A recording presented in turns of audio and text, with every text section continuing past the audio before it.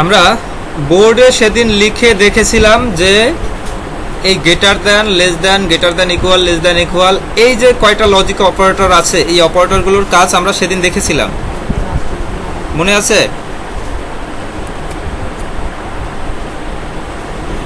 আমার কাজ করছে না কেন?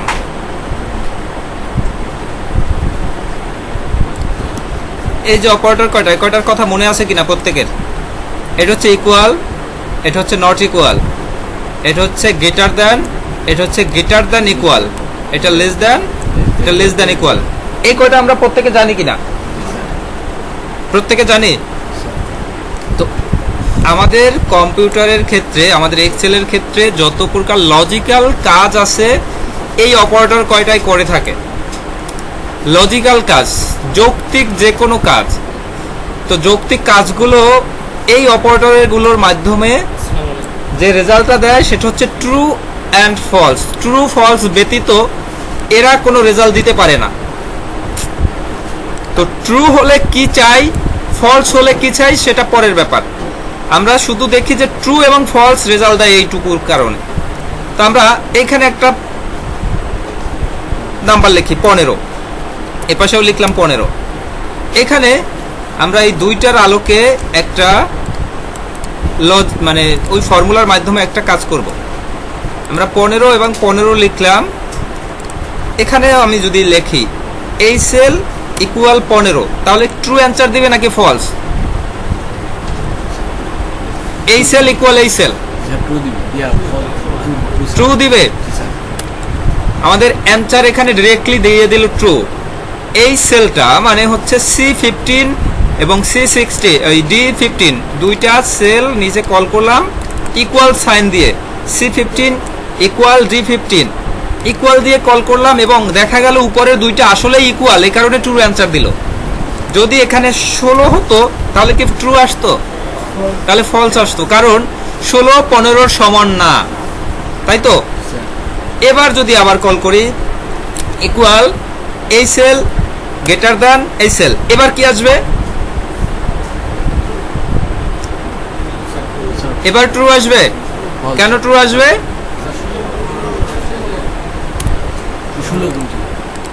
16 বড় 15 থেকে, মানে এই যে C15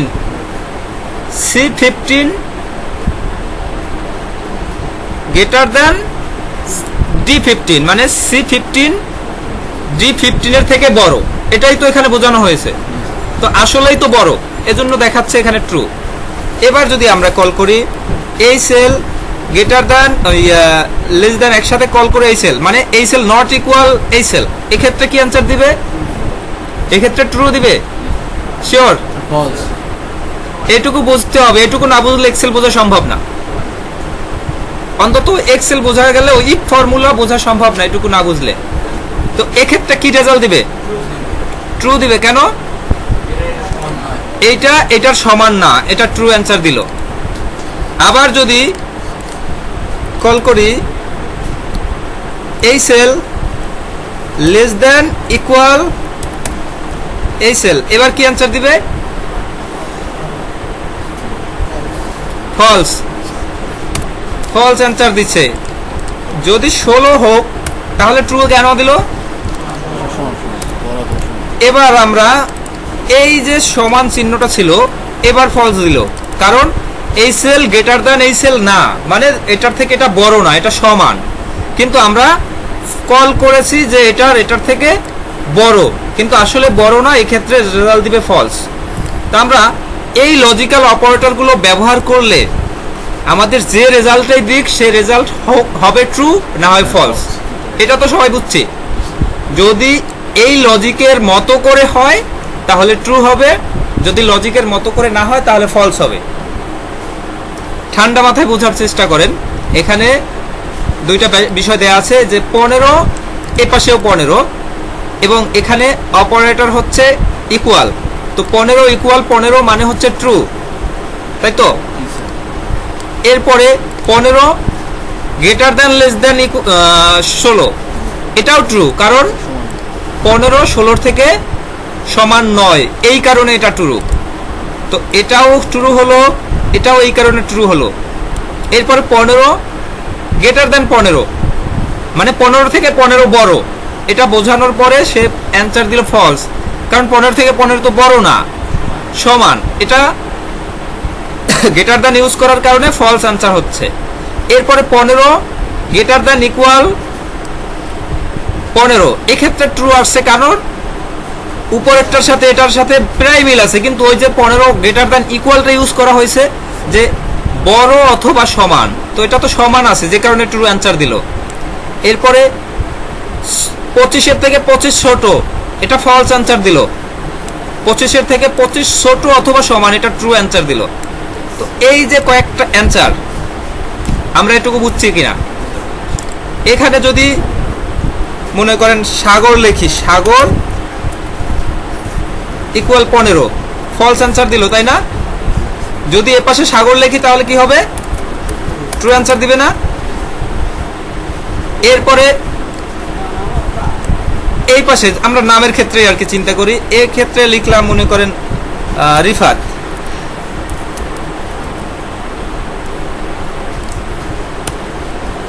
রিফাত, এটাও আমরা লিখবো রিফাত, তাহলে কি অ্যান্সার দিবে বলেন তো? ট্রু দিবে? ফলস দিবে। কেন ফলস দিল? রিফাতের সমান রিফাত নয়, কিন্তু আমরা দুইটাই লিখেছি একই, রিফাতের মানে সমান নয় এটা লিখেছি, কিন্তু আসলে তো সমান, এজন্য ফলস অ্যান্সার দিল। এরপরে এখানে মনে করেন নাহিদ দিলাম, নাহিদ ইকুয়াল নাহিদ, মানে গ্রেটার দেন নাহিদ, ফলস। তো এটা নামের ক্ষেত্রেও যদি আমরা চিন্তা করি আমাদের একই রেজাল্ট দিবে, আমরা যদি কোনো ওয়ার্ডের ক্ষেত্রেও চিন্তা করি একই রেজাল্ট দিবে। এই ক্ষেত্রে শুধু নির্ভর করবে এই অপারেটরগুলো আমরা কিভাবে দিচ্ছি। অপারেটর যদি ইকুয়াল হিসাবে দেই তাহলে যদি ইকুয়াল থাকে তাহলে ট্রু হবে, ইকুয়াল না হলে ফলস হবে। অপারেটরগুলোর নাম তো আমরা সবাই জানি, এটা হচ্ছে ইকুয়াল, এটা হচ্ছে নট ইকুয়াল, মানে গ্রেটার দ্যান লেস দ্যান দুইটা ইউজ করলে নট ইকুয়াল। আমরা খাতায় যখন করেছি, খাতায় করার সময় এইভাবে করেছি, তাই না? এইভাবে কেটে এটা করেছি নট ইকুয়াল, কিন্তু আমাদের কম্পিউটারে তো এই চিহ্নটা নাই কোথাও, তাই না? কম্পিউটারে এই চিহ্নটা কোথাও না থাকার কারণে আমরা এইটা ব্যবহার করব, আর বাকিটা আমরা এই গ্রেটার দ্যান ইকুয়ালটা ইউজ করেছি এরকম ভাবে, কিন্তু আমরা এভাবে ব্যবহার করব। তো আর তেমন কোনো কিছু পার্থক্য না। তো এই অপারেটরগুলো যদি আমরা বুঝতে পারি, আমরা ইফ ফর্মুলাটা সহজে বুঝতে পারবো।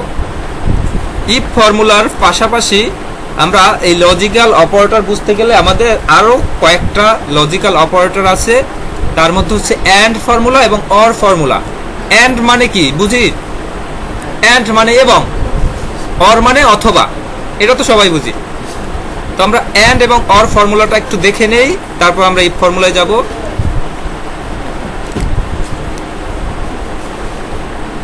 একটু বিষয়টা বুঝে নেই। আমরা একটু আগে দেখলাম শুধুমাত্র একটা ব্যাপারে, যে ট্রু এবং ফলস, একটা সমান হলে ট্রু, সমান না হলে ফলস, অথবা গ্রেটার দ্যান ইউজ করলে বড় হলে ট্রু, না হলে ফলস, এটা তো সবাই বুঝি।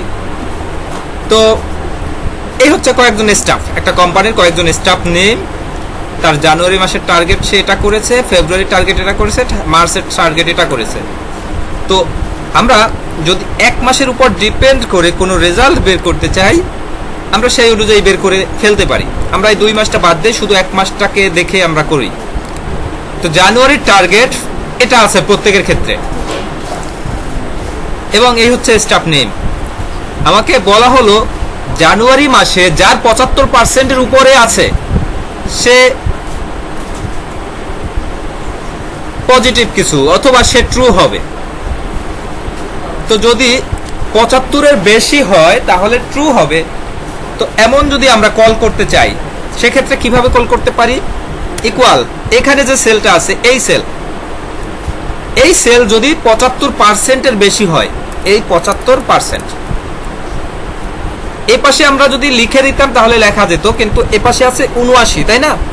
79 গ্রেটার দ্যান 75, তার মানে কি অ্যান্সার দাঁড়াবে যে এই 79টা যদি 75-এর বেশি হয় তাহলে ট্রু হবে, না হয় ফলস হবে। এটাই তো। আমরা এন্টার ক্লিক করলাম, ট্রু অ্যান্সার দিল। আমরা নিচে নিচে নিয়ে যাই, প্রত্যেকের ক্ষেত্রে ট্রু অ্যান্সার দিল, কিন্তু এই একজনের ক্ষেত্রে ফলস অ্যান্সার দিল, কারণ এটা 75-এর বেশি না। আমরা যদি 80 ধরি যে 80% হতে হবে, তাহলে 80% লিখে দিলে 80% অনুযায়ী রেজাল্ট দেখাচ্ছে। 80% অনুযায়ী ফলস কে কে আছে?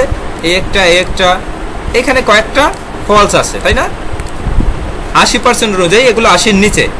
এখন দেখা গেল যে 80 থাকবে, একদম অরিজিনালি 80% যে থাকবে সেও ফলস হয়ে গেল, কিন্তু আমি চাচ্ছিলাম যে 80 যে হবে সে ট্রু হবে। তো সেক্ষেত্রে আমরা 79 ব্যবহার করলে হয়ে যায়, তো 79-র পরেই তো 80। আমরা যদি 79 ব্যবহার করি তাতেও হয়, অথবা একটা ইকুয়াল কল করে দেই তাতেও হবে।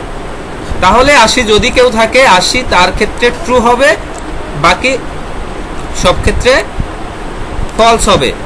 তো এই যে 80-80-র ক্ষেত্রে কিন্তু ট্রু হয়ে গেল।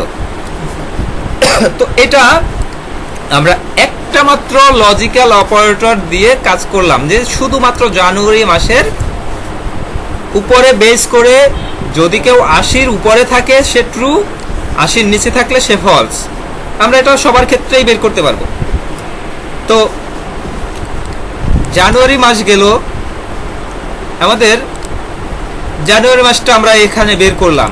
আমাদের ফেব্রুয়ারি মাসেও 80-র উপরে যদি হয়, মার্চেও যদি 80-র উপরে হয়, 3 মাসের মিলে যার 80-র উপরে আছে আমরা চাচ্ছি শুধু তাকে ট্রু দিতে, বাকি সব ফলস। এক্ষেত্রে 3টা বিষয় চলে আসলো না? 3টা সেল আগে আমরা একটার উপরে বেস করে করেছি, এবার 2টা বা 3টার উপরে কল করে করব। তো এখন একটা যখন করব আমরা নরমালি কল করলে হয়ে যায় একটা, কিন্তু যখন একাধিক করতে যাব তখন এখানে আমাদের একটা ফর্মুলাকে আনতে হবে, যেটার নাম হচ্ছে অ্যান্ড ফর্মুলা। অ্যান্ড মানে এবং। তো আমরা একটা এবং একটা এবং একটা এরকম কল করে করতে পারি না? তো এক্ষেত্রে আমাদের অ্যান্ড ফর্মুলা কল করতে হবে। তো আমরা আবার একটু দেখি, ইকুয়াল এই সেল গ্রেটার দ্যান ইকুয়াল 80 যদি কল করি, তাহলে 80-র উপরে হলে শুধুমাত্র তার ক্ষেত্রেই ট্রু আসছে। এটা তো শুধুমাত্র একটার উপর নির্ভর করে আসছে। আমরা এবার একটা না, এবার একাধিকে যাব। একাধিকে যেতে গেলে আমরা যেভাবে ফর্মুলা কল করি সেইভাবে অ্যান্ড নামের একটা ফর্মুলা আছে, এটাকে কল করব। অ্যান্ড কল করার পরেই আমাদের সিনট্যাক্সটা কি দেখা যাচ্ছে? লজিক্যাল 1 কমা দিয়ে লজিক্যাল 2 কমা দিয়ে লজিক্যাল 3, এভাবে করে আমরা অসংখ্য লজিক কল করতে পারবো। এবার আমরা একটু যাব এই সেলের ক্ষেত্রে। এই সেল আমরা চেয়েছি কি 80, আমরা এই সেল না, প্রত্যেকটা সেলের ক্ষেত্রে 80-র উপরে যদি থাকে তাহলে ট্রু হবে, আমরা এটা করে দিই। এই সেল গ্রেটার দ্যান ইকুয়াল 80%, এটা তো আমরা একটা সেল কল করলাম আগের বারের মতো। কমা যদি দেই আমাদের লজিক 2 চলে আসে।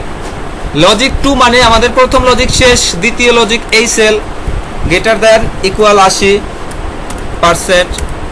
কমা যদি দেই আমাদের তৃতীয় লজিক চলে আসবে, এই সেল গ্রেটার দ্যান ইকুয়াল 80%। আমাদের 3টা লজিক কল করা হয়ে গেছে। আমরা এরপরে কমা আর দিব না, ব্র্যাকেট ক্লোজ করে দেব। যদি এন্টার ক্লিক করি আমাদের ফলস আসছে রেজাল্ট। কেন ফলস আসছে বলতে পারবেন? আমার এই দুইটা 80-র উপরেই ছিল, কিন্তু এটা 80 না, এটা 80 না। যদি এটাকে 80 করে দেই তাহলে কি ট্রু আসতে পারে? তাহলে ট্রু আসলো। তার মানে এইখানে এই যে মার্ক, মানে এই যে পার্সেন্টেজটুকু আছে এটা প্রত্যেকটাই 80-র উপরে আছে, বিধায় তার ট্রু আসলো। আমরা যদি এটাকে এখন নিচে নিচে নিয়ে যাই, দেখা যাবে অনেকের ক্ষেত্রে ফলস আসছে, অনেকের ট্রু আসছে। এই যে ফলসটা আসলো, ফলস আসার কারণ হচ্ছে তার 80-র উপরে এই একটা আছে, কিন্তু বাকিগুলো নেই। একটা থাকলে তো ট্রু হবে না, ট্রু হবে সব কয়টা থাকলে, তাই না? এরপরে এই একটা ট্রু, এর প্রত্যেকটা জায়গায় 80-র উপরে আছে, এখানে প্রত্যেকটা জায়গায় 80-র উপরে আছে, এখানে 80-র উপরে নেই।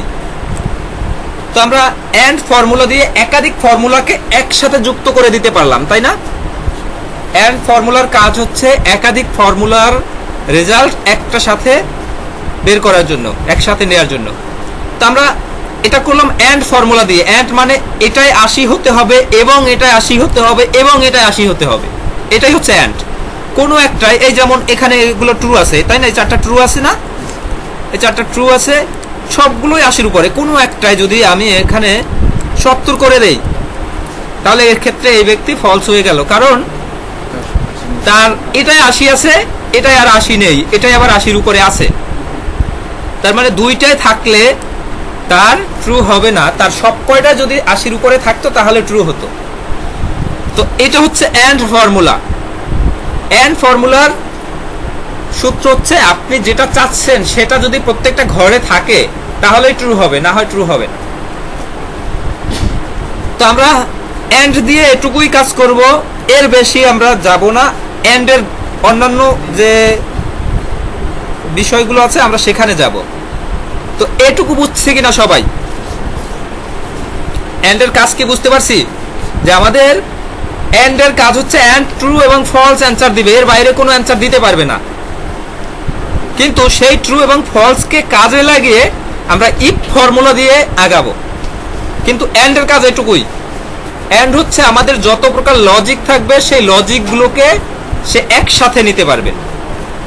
নর্মালি লজিক একটা দুইটা হতে পারে, একটা হলে আমরা একটা লজিক দিয়ে কল করব। যখন একাধিক লজিক একসাথে লাগবে তখন আমরা এন্ড ফর্মুলা দিয়ে কল করব। তো এন্ড বুঝছি কিনা? এন্ড যদি বুঝি, এন্ড এর পরে যেটা আছে অর, অর মানে হচ্ছে এন্ড এর বলা যায় বিপরীত। অর মানে হচ্ছে এটা অথবা এটা অথবা এটা। আমরা পরীক্ষায় প্রশ্ন থাকে অথবা দিয়ে আরেকটা প্রশ্ন থাকে না, অথবা দিয়ে যেটা থাকে আমরা সেটাই অ্যান্সার করলে ওই প্রশ্নের অ্যান্সার শেষ, তাই না? তো অথবা বলতে আমাদের ক এবং খ, ক অথবা খ যে কোনো একটা অ্যান্সার করলেই হয়ে যায়।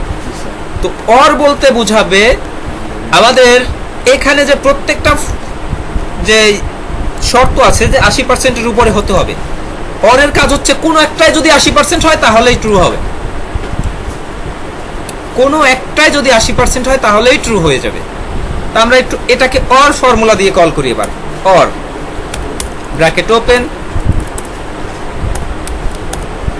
এক্ষেত্রে ওই একইভাবে লজিক 1 লজিক 2 লজিক 1 কল করলাম, ব্র্যাকেট গ্রেটার দ্যান ইকুয়াল 80%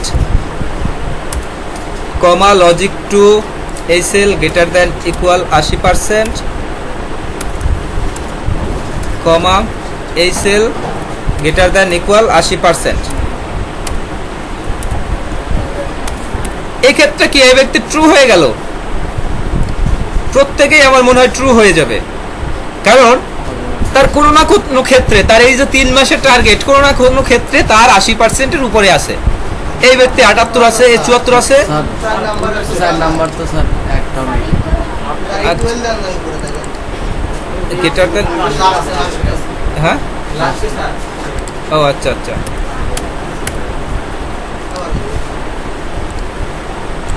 তো এই ক্ষেত্রে এই ব্যক্তি ফলস হলো কেন? একটাও 80 হতে পারেনি। এই ব্যক্তিও ফলস হলো, একটাও 80 হতে পারেনি। যদি তার কোনো একটাকে 80-র উপরে করে দেই তাহলে কি ট্রু হয়ে যাবে? তো এই এন্ড এবং অর ফর্মুলা একটার সম্পূর্ণ বিপরীত আর একটা, এবং একটা কাজ করে হচ্ছে সবগুলো যদি ট্রু হয় তাহলে ট্রু অ্যান্সার দিবে, আর অর ফর্মুলা কাজ করে যে কোনো একটা ট্রু হলে সব মানে টোটাল ট্রু অ্যান্সার দিবে। এই হচ্ছে অর এবং এন্ড এর পার্থক্য। অর অর ব্র্যাকেট ওপেন ওই একই লজিক 1 এই সেল গ্রেটার দ্যান ইকুয়াল 80% কমা এই সেল গ্রেটার দ্যান ইকুয়াল 80% কমা এই cell greater than equal 80% bracket close. এক্ষেত্রে এইখানে 80%-এর উপরে যদি কোনোটাই থাকে সেক্ষেত্রেই ট্রু অ্যান্সার দিবে। তো সবাইকে 80%-এর উপরে কোনো একটাই থাকার পরেও দেখা গেল এই ব্যক্তি 80%-এর উপরে নেই, যে কারণে তার কি ফলস অ্যান্সার দিল। বাকি সবার ক্ষেত্রে ট্রু, কারণ কোনো না কোনো ক্ষেত্রে 80% আছে। তো এখন আমরা এই চিন্তা না করে আমরা একটু রিয়েল লাইফের চিন্তা করি। যেমন ধরেন এটা ধরে নেন আপনার জানুয়ারি মাসের টার্গেট এইটুকু আপনি অ্যাচিভ করতে পারছেন, ফেব্রুয়ারি মাসের টার্গেট এইটুকু অ্যাচিভ করতে পারছেন, মার্চ মাসে এইটুকু। তো 3 মাসের সেলস ডাটা আপনার এটা।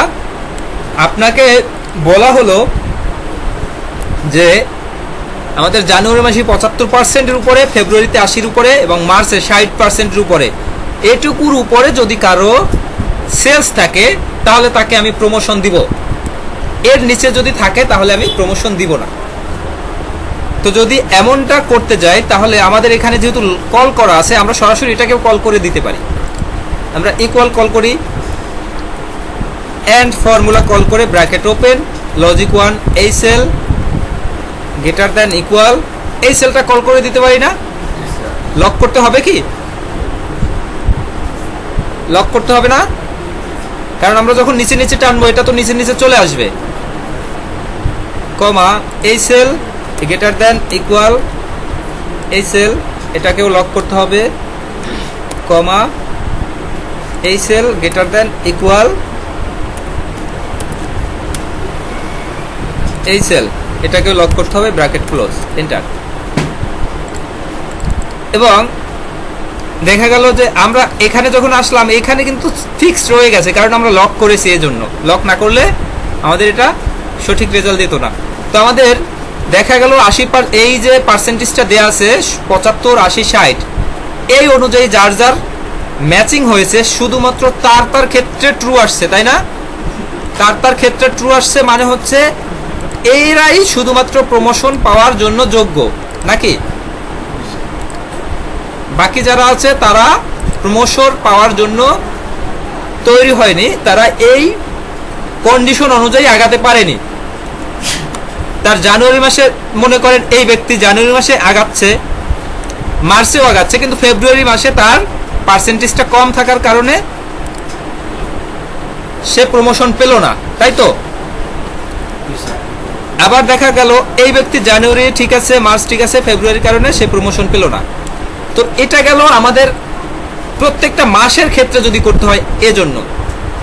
এরপরে আমাকে মনে করেন কোম্পানি থেকে এরকম অর্ডার দিল যে জানুয়ারি, ফেব্রুয়ারি, মার্চ এই 3 মাসের টার্গেট এটা, যে কোনো এক মাস যদি কেউ কভার করে তাকে প্রমোশন দিব। এক্ষেত্রে আমরা কি কল করব? অর করে কল করব, অর ব্র্যাকেট ওপেন এই সেল গ্রেটার দ্যান ইকুয়াল এই সেলটা হবে, এই সেলটা কত? I16 ইকুয়াল এই সেল গ্রেটার দ্যান ইকুয়াল এই সেল, কমা এই সেল গ্রেটার দ্যান ইকুয়াল এই সেল। এক্ষেত্রে কি দেখা যাবে? প্রত্যেকে ট্রু হয়ে গেছে নাকি?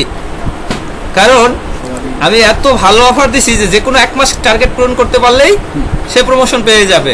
তার মানে কি প্রত্যেকে প্রমোশন পেয়ে গেল। তো এই যে ট্রু আসলো এবং ফলস আসলো, অর ফর্মুলা এই একই রকমের, এই পাশে ঘর করা আর কি। তো এই ট্রু এবং ফলস যে আসলো, এবার আমরা এই ট্রু এবং ফলসকে কোনো নাম দিব। ট্রু আসলে কি হবে, ফলস আসলে কি হবে, এবার এটা দিব। ট্রু আসলে কিভাবে ট্রু আসে এটা বুঝতে পারছি, কিভাবে ফলস আসে এটা বুঝতে পারছি। তো ট্রু এবং ফলস আসার পরে সেই ট্রু এবং ফলসের কোনো নামকরণ করব, এটা আমরা করব ইফ ফর্মুলার মাধ্যমে।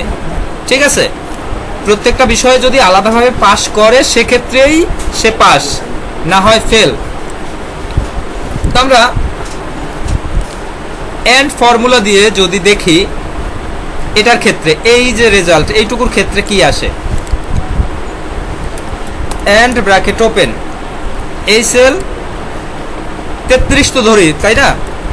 গ্রেটার দ্যান ইকুয়াল 33, কমা এই cell greater than equal 33, comma এই cell greater than equal 33, bracket close. False আসলো, কেন ফলস আসছে? কারণ 33-এর উপরে তার মার্ক নেই, 33-এর উপরে এই ব্যক্তির মার্ক আছে, এই ব্যক্তির আবার 33-এর উপরে থাকলেও দ্বিতীয়টা 33-এর উপরে না থাকার কারণে ফলস আসছে। তো এই যে ট্রু এবং ফলস আসলো, এখানে আমরা বুঝি কি ট্রু যার আসছে সে পাস করছে সব কয়টায়, ফলস যার আসছে সে পাস করেনি, তাই তো? এটাই তো বুঝি, কারণ সেই ধরনের কন্ডিশন এখানে দিয়েছি। তো এই কন্ডিশনের সাথে আমরা ইফ ফর্মুলাকে আনবো। ইফ ইফ কল করার পরে bracket open, if formula call করার পরেই ব্র্যাকেটের ওপেন করার পরে সিনট্যাক্স দেখা যাচ্ছে লজিক্যাল টেস্ট। লজিক্যাল টেস্ট আমরা এই মাত্র যে লজিক্যাল টেস্টটা করলাম এটা থেকেই কল করি, এটা দিয়েই কল করি। লজিক্যাল টেস্ট মানে হচ্ছে এই সেল ইকুয়াল ইনভার্টেড কমা দিয়ে লিখলাম একটু, যদি হয় ফলস, এই সেল যদি ফলস হয় মানে ইকুয়াল ফলস হয় তাহলে কি ফেল, যে ফলস মানে সে ফেল, এটাই তো ফলস মানে ফেল। এই সাকিব কি করো তুমি, কি বলছে এতক্ষণ?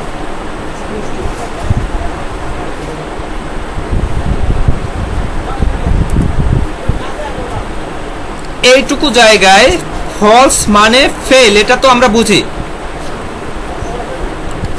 এটা বুঝি কিনা? ফলস মানে ফেল, সবাই কি এগ্রি আছেন এখানে যে ফলস মানে ফেল? ফলস মানে ফেল কেন? 33-এর নিচে মার্ক, এই কারণে ফেল। তো আমি কল করলাম এই সেল ইকুয়াল যদি ফলস হয়, লজিক্যাল টেস্ট কমা মানে কল করে কমা দিলাম ভ্যালু ইফ ট্রু, যদি ট্রু হয় তাহলে কি, যদি মানে এখানে ট্রু হবে কেন, এই L3 ইকুয়াল ফলস, যদি এটা ফলস হয় তাহলে তো এটা ট্রু, তাই না?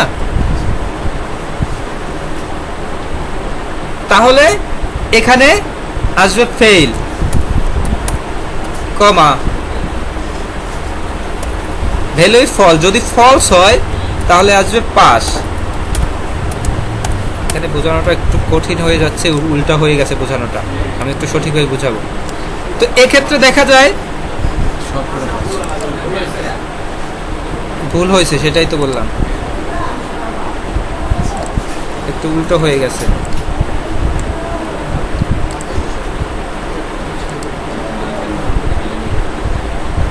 আচ্ছা, এই ব্যক্তিকে একটু পাস করিয়ে দেই, 33 পাইয়ে দেই প্রত্যেকটা বিষয়ে। হ্যাঁ, এই ব্যক্তি ট্রু হয়ে গেল মানে পাস হয়ে গেল। ইকুয়াল ইফ ব্র্যাকেট ওপেন এই সেল ইকুয়াল যদি ট্রু হয়, এই সেল ইকুয়াল যদি ট্রু হয় তাহলে হবে পাস, আর যদি ট্রু না হয় তাহলে হবে ফেল। আচ্ছা, এখানে ফেল আসছে কেন? কোনো একটা গন্ডগোল আছে। রেজাল্টগুলো কাউন্ট করা হয়, সেই রেজাল্টগুলো কাউন্ট করা হয় এভাবে যে প্রত্যেকটা বিষয়ে যদি পাস হয় তাহলে তাকে এভাবে পাস দেখানো হবে, প্রত্যেকটা বিষয় পাস না হলে তাকে ফেল দেখানো হবে। তো এটা এভাবে করা হয়। তো আমরা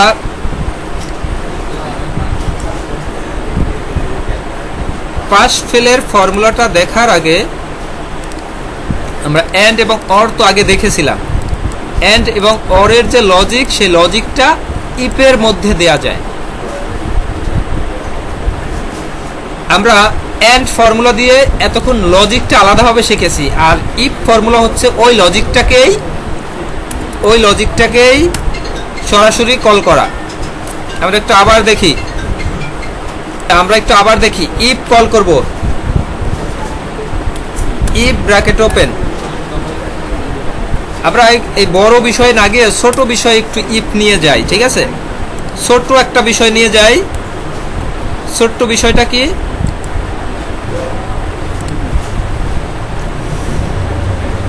ছোট্ট বিষয়টা এইখানে করি, এই মার্ক করা এই জায়গাটুকুতে আমরা করব।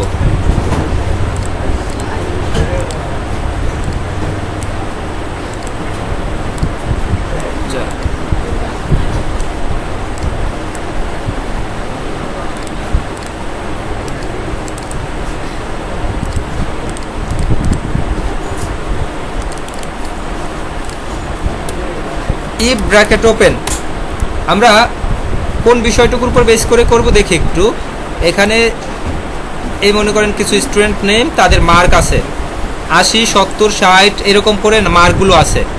আমাদের কন্ডিশন আছে এখানে 40-এর উপরে হলে বি প্লাস, 60-এর উপরে হলে এ প্লাস, 80-এর উপরে হলে এই 60 এর উপর হলে এ গ্রেড, 80 এর উপরে হলে এ প্লাস, 40 এর নিচে হলে ফেল। এইটা একটা কন্ডিশন আছে, আমরা এই কন্ডিশনে যাব না, আমরা যে কোনো একটা কন্ডিশন একটু আগে যাই। ইফ লজিক্যাল টেস্ট এই সেল গ্রেটার দ্যান ইকুয়াল যদি 80 হয়, একটা কন্ডিশন অনলি, কমা যদি এই সেল 80 এর উপরে হয় তাহলে ভ্যালু ইফ ট্রু। তাহলে কি চাই, এটা তো 80 এর উপরে আছে তাই না? যদি আমরা শুধু এইটুকু কল করতাম ইফ বাদে, এইটুকু কি অ্যান্সার দিত? ট্রু। ট্রু অ্যান্সার দিত না, কারণ এই সেলটা 80 এর উপরে আছে। এই মার্ক করা সেলটাই আমরা দেখি, মার্ক করা সেলটা কল করে জাস্ট নর্মালি এই সেল গ্রেটার দ্যান ইকুয়াল 80, তাহলে তো ট্রু অ্যান্সার হয়। এবার আসবো এই ট্রুটাকে আমরা কোনো একটা নাম দিব, যে ট্রু যদি হয় তাহলে কি হবে। আমরা সব ডিলিট করে আবার নতুন করে কল করি। ইফ ব্র্যাকেট ওপেন এই সেল গ্রেটার দ্যান ইকুয়াল 80, আমরা কি করেছি, এর আগে ইফটাকে শুধু অ্যাড করেছি নাকি, যে এই cell greater than equal 80, logical test হিসাবে এই টেস্টটুকু দিয়ে দিছি যে যদি 80 এর উপরে হয়, তো 80 এর উপর হলে তো এটা ট্রু হবে তাই না? ট্রু হবে তো এটা শিওর। যদি ট্রু হয় তাহলে কি চাই, ভ্যালু ইফ ট্রু, এখানে বলাই আছে যদি ট্রু হয় তাহলে কি চাই, তাহলে 80 এর উপর হলে তো এ প্লাস হবে তাই না? আমি চাই এ প্লাস, এ প্লাসটা আমরা লিখে দিলাম এ প্লাস, ইনভার্টেড কমা দিয়ে লিখে দিলাম, কমা ভ্যালু ইফ ফলস, যদি এটা সত্যি না হয়ে মিথ্যা হয়, তার মানে এটা কি 80 এর নিচে হলে মিথ্যা হবে, 80 এর উপরে হলে তো মিথ্যা হবে না। যদি 80 এর নিচে হয় তাহলে কি এ প্লাস না হয়ে অন্য কিছু হবে, অন্য কি হবে, অন্য ফেল হতে পারে, এ গ্রেড হতে পারে, এ মাইনাস হতে পারে, যে কোনো কিছু হতে পারে, আমাদের অনেক কিছু হতে পারে। আমরা অনেক কিছু না লিখে শূন্য লিখে দিই, ব্র্যাকেট ক্লোজ, এন্টার দেই, এখানে দেখাচ্ছে এ প্লাস, তার মানে এই সেলটা 80 এর উপরে আসে বিদায় এ প্লাস। যদি 70 হয়ে যায় তাহলে কি আসবে, শূন্য আসবে, কারণ শূন্য দিয়েছিলাম। যদি 90 লিখি তাহলে এ প্লাস আসছে, কারণ এখানে আমরা কল করেছি এই সেলটা যদি 80 এর উপরে হয় তাহলে কি হবে। তো আমরা একটু আবার দেখি, জাস্ট নর্মাল ইফ ফর্মুলাটাকে বোঝার চেষ্টা করি। If bracket open logical test এই cell greater than equal 80, comma value if true, 80 হলে কি হবে, 80 হলে মনে করি পাস হবে, পাস ধরে নিলাম, কমা ভ্যালু ইফ ফল, যদি 80 এর নিচে হয় তাহলে ধরি ফেল। এবার ভ্যালু ইফ ট্রুতে দিলাম পাস, ভ্যালু ইফ ফলসে দিলাম ফেল। এবার কি পাস দেখাচ্ছে, এবার যদি 80 এর নিচে হয় তাহলে কি দেখাবে, ফেল দেখাবে তাই না? তো আমরা এই যে পাস ফেল এই দুইটা বিষয় দেখালাম, যদি এই ইফ বাদ দিয়ে কল করতাম তাহলে কি দেখাতো, ট্রু ফলস তাই না? 80 এর উপরে হলে ট্রু, 80 এর নিচে হলে ফলস, এটাই তো দেখাতো। সেই ট্রু ফলসকে আমরা কিভাবে পরিবর্তন করলাম, ইফ ফর্মুলা দিয়ে আমরা সেই ট্রুর একটা নাম দিলাম, ফলসের একটা নাম দিলাম। এটা কি বুঝতে পারছি ট্রুর নাম দেওয়াটা? একটু প্রত্যেকে এই শুধু এইটুকু বিষয় নিয়ে একটু দেখেন, এই যে মার্ক করা এইটুকু এইটুকু এইটুকু একটু করেন, যে 80 এর উপরে হলে কি রেজাল্টটা দিচ্ছে, 80 এর নিচে হলে কি রেজাল্টটা দিচ্ছে, প্রত্যেকে একটু এভাবে প্র্যাকটিস করেন, একটু দেখেন। এবার রেকর্ড ক্লিয়ার হবে। তো আমরা একটা সাবজেক্টের উপরে বেস করে আমরা রেজাল্টটা সহজেই বের করতে পারি তাই না? একটা সাবজেক্টের উপর পাস ফেল সহজেই বের করা যায়। আমরা এই একটা সাবজেক্টের পরিবর্তে যখন একাধিক সাবজেক্ট হবে তখন আমাদের এন্ড এর সহযোগিতা নেওয়া লাগবে, কারণ এন্ড ফর্মুলার কাজ হচ্ছে একাধিক লজিককে একটা লজিকে রূপান্তর করা। যেমন আমরা কিছু সময় আগে উদাহরণ দেখেছিলাম যে তিনটার ক্ষেত্রে যদি 33 এর উপরে হয় তাহলে ট্রু অ্যান্সার দেয়, সেটা কিসের মাধ্যমে, এন্ড এর মাধ্যমে। তো আমরা এবার একটু ইফ কল করলাম, ইফ কল করার সাথে সাথে লজিক্যাল টেস্ট আসলো লেখাটা। লজিক্যাল টেস্ট মানে আমাদের ইফ ফর্মুলার যে সিনট্যাক্স আছে সেই সিনট্যাক্সের প্রথম আর্গুমেন্ট যেটার নাম হচ্ছে লজিক্যাল টেস্ট, কমা দিলে ভ্যালু ইফ ট্রু, কমা দিলে ভ্যালু ইফ ফলস। এই ইফ ফর্মুলা, এটা হচ্ছে ইফ ফর্মুলা মূলত। এই যেটা দেখতে পাওয়া যায় এটা হচ্ছে ইফ ফর্মুলা, এই যে এইটুকু। তো প্রশ্ন এরকমও আসতে পারে যে ইফ ফর্মুলা নিচের কোনটি, সেখানে কয়েকটা ফর্মুলা দেয়া থাকবে। তো এখানে কিন্তু সেই অনুযায়ী বুঝতে হবে যে এটাই হচ্ছে ইফ ফর্মুলার সূত্র। ইফ লেখার পরে ব্র্যাকেট ওপেন দিলেই ইফ ফর্মুলাটা দেখা যায়। এখানে লজিক্যাল টেস্ট, কমা দিয়ে থার্ড ব্র্যাকেট দিয়ে ভ্যালু ইফ ট্রু এবং কমা দিয়ে থার্ড ব্র্যাকেট দিয়ে ভ্যালু ইফ ফলস, এটা আছে। সবশেষে ব্র্যাকেট ক্লোজ আছে, এটাই হবে। অন্যান্য ক্ষেত্রে সেকেন্ড ব্র্যাকেট ইউজ করা থাকতে পারে, ফার্স্ট ব্র্যাকেট ইউজ করা থাকতে পারে, মানে চারটা তো দিবে, অপশন তো চারটা দিতে হয়। সেই চারটার মধ্যে এই অপশনটাই আমাদের অ্যান্সার নিতে হবে। অপশনটা দেখে অথবা এই ফর্মুলাটা দেখে আমাদের বুঝে নিতে হবে যে এটাই ওই ফর্মুলা। এই প্রশ্নটা আমি আপনাদের দিলে তখন বুঝতে পারবেন যে এই ফর্মুলা কোনটা বা কি, অর ফর্মুলা কেমন, অ্যান্ড ফর্মুলা কেমন, সব কিছু। তো এক্ষেত্রে আমাদের প্রথমে আসলো লজিক্যাল টেস্ট। লজিক্যাল টেস্ট আমরা কি একটা চাই নাকি তিনটা চাই? তিনটা, সাবজেক্ট 1, সাবজেক্ট 2, সাবজেক্ট 3, তিনটা logical test. If formula call করার সাথে সাথে এখানে লজিক্যাল টেস্ট, লজিক্যাল টেস্ট যেহেতু একাধিক হবে, একাধিক লজিক্যাল আমরা একটার মধ্যে নিতে গেলে আমাদের অ্যান্ড ফর্মুলা লাগে। আমরা এই ইফ ফর্মুলার মধ্যে অ্যান্ড ফর্মুলা দিতে পারবো চাইলে, আর যদি না চাই সেটাও করতে পারবো। আমরা যদি শুধু পাস ফেলের কথা চিন্তা করি তাহলে এক্ষেত্রে আমরা একাধিক ফর্মুলা একসাথে অ্যাড করে দিতে পারি। যদি আমরা A plus, A minus, A grade এগুলো চাই সেক্ষেত্রে আবার অন্যভাবে দেখতে পারি। তবে আমরা এখানে অ্যান্ড ফর্মুলা দিলাম, মানে ইফ একটা ফর্মুলা, তার মধ্যে আর একটা ফর্মুলা দিলাম যেটা হলো অ্যান্ড। অ্যান্ড যেহেতু দিলাম, অ্যান্ডের কাজ শেষ করে ইফের কাজ আবার শেষ করব। তো অ্যান্ডের কাজ কি? অ্যান্ড ব্র্যাকেট ওপেন, অ্যান্ডের কাজ হচ্ছে লজিক 1, লজিক 2, লজিক 3 এগুলো করা। এই logic 1 bracket open less than equal 33, কমা লজিক 2 এই সেল গ্রেটার দেন ইকুয়াল 33, কমা লজিক 3 মানে কি F3, F3 greater than equal 33। এই তিনটা লজিক আমাদের শেষ। এই তিনটা লজিক মিলে আমার একটা লজিক্যাল টেস্ট ছিল, কমা দিলাম। এবার আসলো কি ভ্যালু ইফ ট্রু। এই ভ্যালু ইফ ট্রু কিসের অংশ? লজিক্যাল অংশ নাকি অ্যান্ডের অংশ নাকি ইফের অংশ? কোনটার অংশ বলতে পারেন? এটা ইফ এর অংশ। আমাদের অ্যান্ড ফর্মুলা ওপেন করেছি, ব্র্যাকেট দিয়ে ক্লোজ করে ফেলেছি। লজিক্যাল টেস্ট হিসাবে লজিক্যাল টেস্টের এই অংশটুকু শেষ করে ফেলেছি। এরপরে যখন কমা দিয়েছি এখন শুরু হয়েছে আবার ইফের অংশ। ইফের অংশ কি ভ্যালু ইফ ট্রু। যদি এই তিনটা বিষয় মিলে ট্রু হয় তাহলেই তো ট্রু দেখাবে। সেই ট্রু হলে আমাদের কি অ্যান্সার চাই এখানে? সেই ট্রু হলে আমি চাই পাস, মানে ভ্যালু ইফ ট্রু, পাস চাই, কমা যদি ট্রু না হয় তাহলে চাই ফলস। ফলস হবে, ফলস হলে চাই ফেল। তো এক্ষেত্রে দেখা গেল যে প্রত্যেকের জন্য পাস থাকা সত্ত্বেও এই ব্যক্তি ফেল, কারণ এই ব্যক্তি এখানে 32 আছে, 33 করে দিলে পাস।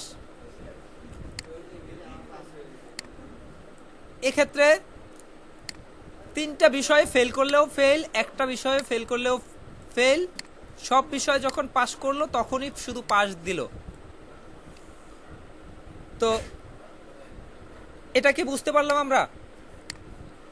এটা যদি বুঝতে পারি এরপরে আমরা যাব আরেকটা বিষয়ে। এখানে পাস ফেলের ব্যাপারে আসছে, এরপর পাস ফেলের না, এরপরে আমরা যাইতে পারি কমিশনের ব্যাপারে। কমিশনের ব্যাপারে কিভাবে যেতে পারি একটু বলি। মনে করেন আপনারা একটা কোম্পানিতে কাজ করেন, সেখানে 3 মাসের টার্গেট দেওয়া হলো আপনার সেলসম্যানদের। 3 মাসের টার্গেটে সে 3 মাস ঠিকঠাক মতো পূরণ করেছে, তো টার্গেট পূরণ করলে তাকে তো একটা কমিশন দিবেন, একটা কমিশন দিবেন না? হয়তো 2000 টাকা বা 5000 টাকা কমিশন দিবেন। যে টার্গেট পূরণ করতে পারবে না তাকে কমিশন দিবেন না, যে টার্গেট করতে পারবে তাকেই কমিশন দিবেন। তো আমরা এক্ষেত্রে আসলাম পাস ফেলের ব্যাপারে। এবার আমরা একটু কমিশনের ব্যাপারটা দেখি। কমিশন বা প্রমোশন, প্রমোটেড দিয়ে একটা নির্দিষ্ট অ্যামাউন্ট দিবেন। তো জানুয়ারি, ফেব্রুয়ারি, মার্চ 3 মাসের টার্গেট আছে। এখানে বলা হলো প্রত্যেক মানে 3টা মাসের যদি 3 মাসের প্রত্যেকেই যদি 80%-এর উপরে সেলস করে থাকে সেক্ষেত্রে তাকে 10,000 টাকা কমিশন বা 10,000 টাকা তাকে বোনাস দেওয়া হবে। আর যদি 80%-এর নিচে হয়, এটা করার জন্য কিভাবে করতে পারি? আমাকে আপনারা হেল্প করবেন, বলেন কি লিখবো, বলেন। ভয়ের কিছু নাই, ইফ লিখলাম, হ্যাঁ করলাম, ব্র্যাকেট এন্ড, এরপরে কি এন্ড এর পরে, মানে যে কোনো ফর্মুলা শুরু করার পরে ব্র্যাকেট না দিলে তার কাজ শুরু হয় না। ব্র্যাকেট মানে এন্ড লিখলাম, এন্ড একটা ফর্মুলা, এন্ড দেওয়ার পরে ব্র্যাকেট ওপেন করলে ফর্মুলার কাজ শুরু। লজিক 1 দেখাচ্ছে, লজিক 1 কি হবে? এই সেল গ্রেটার দেন ইকুয়াল 80%, কমা পরের সেল গ্রেটার দেন ইকুয়াল 80%, কমা মার্চের টার্গেট গ্রেটার দেন ইকুয়াল 80%। এরপরে কি ব্র্যাকেট ক্লোজ করতে হবে না? আমাদের এন্ড এর কাজ ছিল তিনটা লজিককে একসাথে করলাম, ব্র্যাকেট ক্লোজ করে দিলাম, কমা। আমাদের সিনট্যাক্সে দেখা যাবে কি করতে হবে, আমরা সেটাই করব, এর বাইরে কিছু করতে পারবো না। এর বাইরে করতে গেলে সেক্ষেত্রে হবে না। ভ্যালু ইফ ট্রু কি হবে? 10,000 টাকা আমরা দিতে চাচ্ছি তাকে, সরাসরি 10,000 লিখে দিলাম। যদি এই তিনটা শর্ত কেউ পূরণ করে, এক্ষেত্রে ইনভার্টেড কমা লাগবে না। ইনভার্টেড কমা লেখা লাগে শুধুমাত্র টেক্সট লিখতে গেলে। তো আমাদের 10,000 এটা টাকা, এটা টেক্সট না, যদিও আমরা যদি ইনভার্টেড কমা দেই হবে, কিন্তু সেটা টেক্সট হিসাবে কল করবে। আর যদি পূরণ না করতে পারে তার ক্ষেত্রে হবে 0, ব্র্যাকেট ক্লোজ, এন্টার।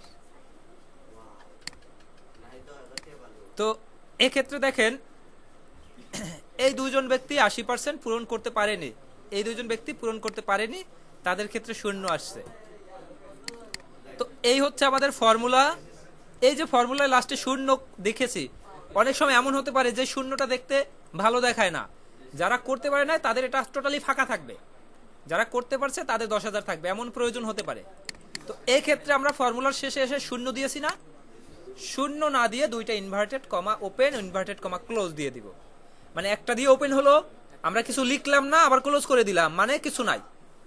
এটা করে এটাকে যখন আমরা নিচে নিচে নিব তখন ওই শূন্যগুলো থাকবে না, শূন্যর পরিবর্তে ফাঁকা দেখাবে। তো এটা গেল ইফ ফর্মুলার কাজ। ইফ ফর্মুলাটা এভাবেই কাজ করে। তবে এবার আমরা যাব ইফ ফর্মুলার একটু অ্যাডভান্স ব্যবহারে। অ্যাডভান্স ব্যবহারে যেতে গেলে আমাদের যে বিষয়টা লাগবে সেটা একটু দেখি।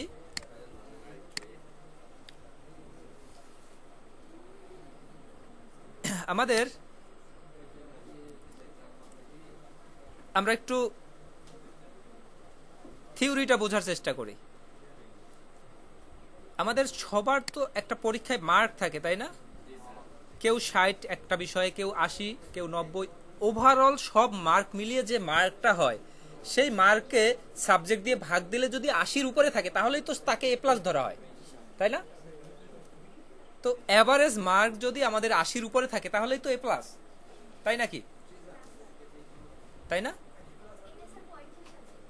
ভিন্নভাবে আমাদের এখানে 3টা সাবজেক্ট আছে, 3টা সাবজেক্টের টোটাল মার্ক এখানে দেখাচ্ছে। টোটাল মার্কটা কিভাবে করতে হয়েছে?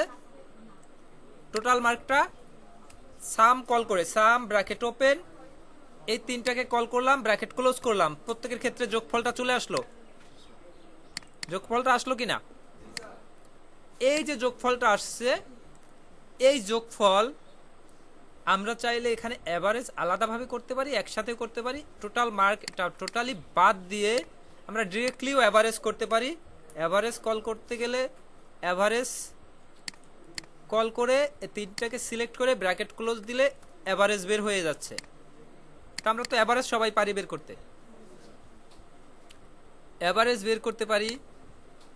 এভারেজের পরে আমরা এন্ড, ইফ, এগুলো অর এগুলো দেখবো না, আমরা দেখব জিপিএ। তাহলে জিপিএ অথবা গ্রেড। গ্রেড কি হয় এটা আমরা এবার জানবো। জিপিএ 5 হয় না 4 হয় সেটা একটু জানবো, অথবা আমরা গ্রেড পয়েন্ট জানতে পারি। তো আমাদের কন্ডিশন অনেকগুলো থাকে, অনেক কন্ডিশন দেয়া যেতে পারে, কিন্তু আমরা অত কন্ডিশন দিব না। আমরা এখানে 4টা কন্ডিশন আছে। 40-এর নিচে পেলে ফেল, 80-এর উপরে পেলে এ প্লাস, 60-এর উপরে পেলে এ, 40-এর উপরে পেলে বি প্লাস। আপনারা তো B plus, C plus, A plus এগুলো তো জানেন না, এগুলো হচ্ছে গ্রেড পয়েন্ট। এখানে যে কন্ডিশনগুলো আছে এই কন্ডিশনগুলোর মধ্যে আমাদের ইফ ফর্মুলার ভিতরে প্রত্যেকটা কন্ডিশন যদি কল করতে যাই তাহলে আমরা সবসময় চেষ্টা করব বড় ফর্মুলাটা আগে কল করার জন্য। তো আমরা এটা করব অ্যাভারেজ মার্কের উপর বেস করে, কারণ আমাদের সাবজেক্ট ওয়াইজ যদি করতে যাই তাহলে সাবজেক্ট ওয়াইজ তো প্রত্যেকের ক্ষেত্রে আলাদাভাবে করতে হবে। এই সাবজেক্ট ওয়াইজের যে নাম্বারটা সেটাকে অ্যাভারেজ করে নিয়েছি, এই অ্যাভারেজের উপরে আমরা গ্রেডটা বের করব। তো অ্যাভারেজের উপরে গ্রেড বের করতে গেলে আমরা কিভাবে করতে পারি একটু দেখি। ইফ ব্র্যাকেট ওপেন, সবাই জানি ইফের কাজ কি লজিক্যাল টেস্ট, লজিক করা, তাই না? এই সেল, যে সেল হইও যাই হোক, যাই ভ্যালু থাকুক, এই সেল গ্রেটার দেন ইকুয়াল যদি 80 হয়, কমা কি চাচ্ছি, এ প্লাস চাচ্ছি না, 80-এর উপরে হলে এ প্লাস, ইনভার্টেড কমা এ প্লাস কল করে দিলাম।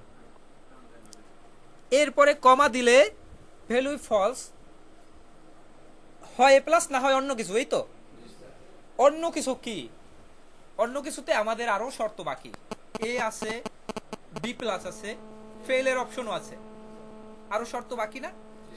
এক্ষেত্রে আমরা ভ্যালু ফলসে আবার কল করব ইফ ব্র্যাকেট ওপেন। আমরা কিন্তু ক্লোজ করতেছি না, আমরা ব্র্যাকেট ওপেন করতেছি। আচ্ছা দেখেন আমরা কি করলাম, আবার কল করলাম। এই সেল যদি 60-এর উপর হয় তাহলে কি চাই, তাহলে কি চাই, এ চাই, কমা আবার কল করব ইফ ব্র্যাকেট ওপেন এই সেল, এত কথা কিসের, এই সেল গ্রেটার দ্যান ইকুয়াল যদি 40 হয় তাহলে হচ্ছে বি প্লাস, কমা ভ্যালু ফলস এখানে আসে। আমরা যদি এখানে সরাসরি কল করি এই সেল লেস দ্যান 40 তাহলে এফ, তাহলেও হবে। আর যদি কোনো কিছু কল না করে ডিরেক্টলি এফ লিখে দেই তাহলেও হবে। কেন হবে বলেন তো? এখানে আমাদের টোটাল শর্ত 4টা আছে, 4টা শর্তর একটা হচ্ছে 80-এর উপরে গেলে, আর একটা 60-এর উপরে গেলে, আর একটা 40-এর উপরে গেলে। এই 3টে শর্ত শুরুতে আমরা কল করে নিলাম। এর পরের সূত্রটা যদি আমরা কন্ডিশনটা কল করি যে 40-এর নিচে গেলে কি হবে, সেক্ষেত্রে কল করতে পারি। আর না করলেও ভ্যালু ফলসে যদি লিখে দেই তাহলেও হবে, কারণ আমাদের এই 4টার মধ্যেই মার্ক থাকবে, 4টার বাইরে কোথাও যেতে পারবে না। হয় 80-এর উপরে যাবে, না হয় 60-এর উপরে যাবে, না হয় 40-এর উপরে যাবে। এই 3টা যদি না যায় তাহলে কি, তাহলে কোথায় যেতে পারে, 40-এর নিচে। 40-এর নিচে কি হবে, সেটাই তো ভ্যালু ফলস, সেটা হচ্ছে এফ। এন্টার দিলাম। আচ্ছা এই এন্টারটা নিল না কেন বলতে পারেন? এটার কারণ হচ্ছে আমাদের এই যে ইফ ফর্মুলায় প্রত্যেকটা ব্র্যাকেট ওপেন করেছি, ওপেন করে সেই ব্র্যাকেটগুলো ক্লোজ করিনি, সেই ব্র্যাকেটগুলো আমাদের ক্লোজ করতে হবে। আমরা কয়বার ক্লোজ করব, যতক্ষণ ক্লোজ করলে সব শেষের ব্র্যাকেটটা কালো না হবে ততক্ষণ আমরা ক্লোজ করব। এন্টার ক্লিক করব। আমাদের এখানে এমন দেখাচ্ছে, ফেল দেখাচ্ছে একজনকে, কারণ আমরা এখানে মার্ক ধরেছি 40, এই ব্যক্তি 40-এর নিচে পেয়েছে বিধায় তাকে ফেল দেখাচ্ছে। 40 করে যদি 3টে সাবজেক্টে তাকে দিয়ে দেই তাহলে তাকে কি দেখাবে, তাকে বি প্লাসটা দেখাবে, 40-এর সমান বা উপরে। তো এই যে গ্রেড পয়েন্টটা বের করলাম, এটা আমাদের পয়েন্ট আকারেও বের করতে বলতে পারি, গ্রেড আকারেও বের করতে পারি। যদি পয়েন্ট আকারে বলে তাহলে হচ্ছে এই এ প্লাসের পরিবর্তে 5.0 বসাতে হবে, মানে জিপিএ 5, বি প্লাসের এ গ্রেডের পরিবর্তে 4 বসাতে হবে, এভাবে করে মার্কটা বসাতে হবে। তা আমরা এগুলো নিয়ে প্র্যাকটিক্যাল পার্টে যাব, আমরা আগে একটু শিখে নেই। তো এখানে এই যেটুকু করলাম, এই গ্রেড পয়েন্ট বের করার জন্য এই যে ফর্মুলাটুকু মানে কন্ডিশন ব্যবহার করে এই গ্রেড পয়েন্টটা বের করলাম। এটুকু বুঝছেন কিনা সবাই? তো এইটুকু এখন করবেন প্রত্যেকে, এইটুকু বের করে দিবেন। ফর্মুলার মাধ্যমে। এরপরে আমি পরের ধাপে যাব।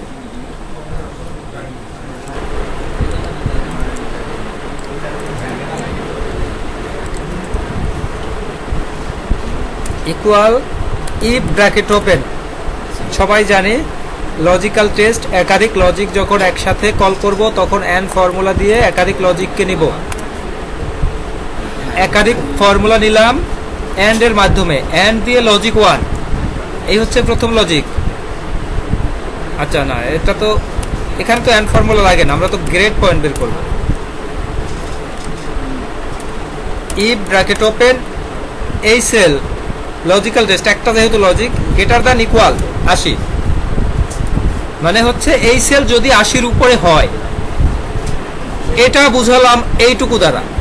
এটা কি বুঝি সবাই যে H3 যদি 80-র উপরে হয়, H3-তে কি আছে যাই থাকুক ওটা আমার দেখার বিষয় না, যাই থাকুক সেটা যদি 80-র বেশি হয় তাহলে আমি কি চাই, তাহলে আমি চাই A+, কমা আমরা আবার ইফ কল করব, ব্র্যাকেট ওপেন দেব, আবার ওই H3 কেই কল করব।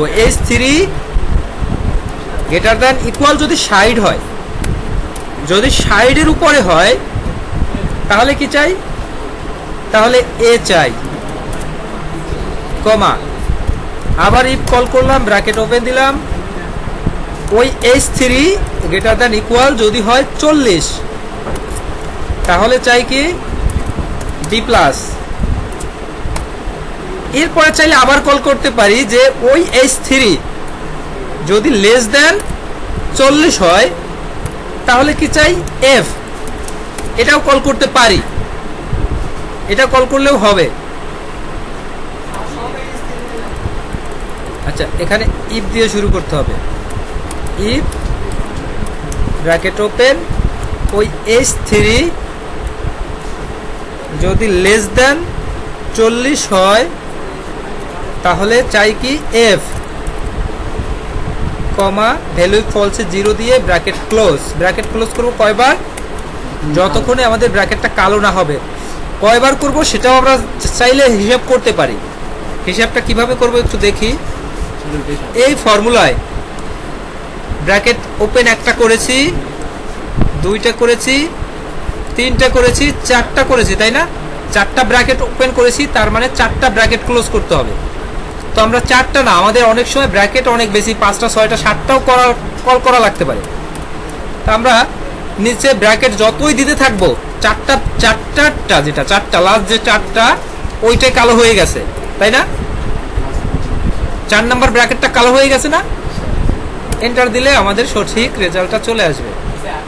ব্র্যাকেট যদি বেশিও দেই সেক্ষেত্রেও সমস্যা নেই। ব্র্যাকেট যদি আমি বেশি দিয়ে দেখি কেমন হয়। ব্র্যাকেট বেশি দিলাম, একটা ওয়ার্নিং আসলো যে এতগুলো ব্র্যাকেটের প্রয়োজন নাই, ইয়েস দিলে বাকি ব্র্যাকেটগুলো কেটে আমার ওই চারটাই হয়ে গেল। ঠিক আছে, তো এইটুকুর ক্ষেত্রে এই হচ্ছে আমাদের রেজাল্ট। তো এখন এই রেজাল্টটুকু শুধুমাত্র ইফ ফর্মুলা দিয়ে করলাম। আমরা কি করেছি, এখানে একটা ইফ এর মধ্যে আরো একাধিক ইফ ফর্মুলা অ্যাড করেছি না? এটাকে বলা হয় nested if. Nested if, NESTED if. এই যেটা আমরা শিখেছি এটাকে বলে নেস্টেড ইফ। তো আমরা ইফ ফর্মুলা কি বুঝতে পারছি সবাই? এই যে নেস্টেড ইফ কল করলাম, আর জাস্ট মানে normal if by nested if. আমরা ইফ এর ক্ষেত্রেও আরেকটা ফর্মুলা আছে যেটা হচ্ছে ইফস। আমরা ইফস দিয়েও এই কাজটা করতে পারি।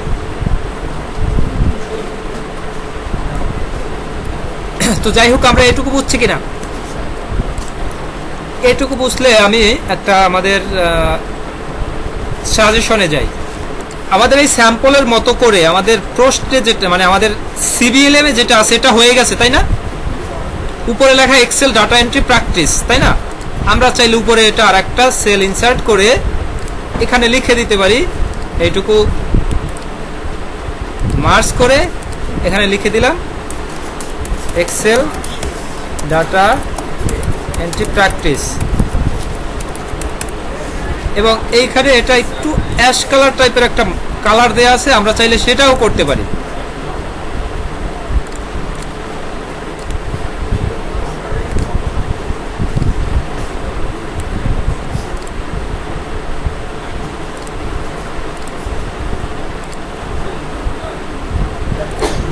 আচ্ছা, ধরে নিলাম আমাদের কাজ শেষ ওইটার মতো করে, তাই না? এবার আমাদের এখানে অ্যামাউন্টটা বের করতে হবে। অ্যামাউন্ট কিভাবে বের হয় আমরা জানি। ইউনিট বলতে এখানে কত পিস এটা বোঝাচ্ছে, আর প্রাইস বলতে প্রত্যেক পিসের দাম কত। তো 26 পিস যদি কিনে এবং 0.027 যদি দাম হয়, তাহলে এটার সাথে এটা গুণ করলেই তো অ্যামাউন্টটা বের হয়ে আসবে। অ্যামাউন্ট বের করতে গেলে এইটা গুণ এই সেলটা, এই একটা বের হয়েছে, এটাকে ফ্ল্যাশ ফিল করলে প্রত্যেকের ক্ষেত্রে গুণফল চলে আসলো। ডিসকাউন্টের ব্যাপারে দেখি আমাদের কোনো শর্ত দেওয়া আছে কিনা। এখানে আমাদের কি আছে, জবের নাম, এক্সেল সফটওয়্যার ব্যবহার করে ওয়ার্কশিট তৈরি করো, এরিয়াল ফন্ট ব্যবহার করো। প্রথমেই আমাদের এইখানে যে ফন্ট কি আছে, টাইম নিউ রোমান। আমরা কি টাইম নিউ রোমান ব্যবহার করব? এই সম্পূর্ণটা সিলেক্ট করব, সিলেক্ট করে এখান থেকে ফন্ট আমরা দিয়ে দেবো এরিয়াল ব্ল্যাক। এরিয়াল ব্ল্যাকটা কোথায় আছে? এই হচ্ছে এরিয়াল ব্ল্যাক। এরিয়াল ব্যবহার করতে বললে শুধু এরিয়াল, আমরা এরিয়ালটাই ব্যবহার করি, এরিয়ালই বলছে। ফন্ট টাইটেলের ফন্ট সাইজ 14, বডি টেক্সটের ফন্ট সাইজ 12 সেট করো। টাইটেলের ফন্ট সাইজ 14 বলতে এখানে টাইটেল কোনটা?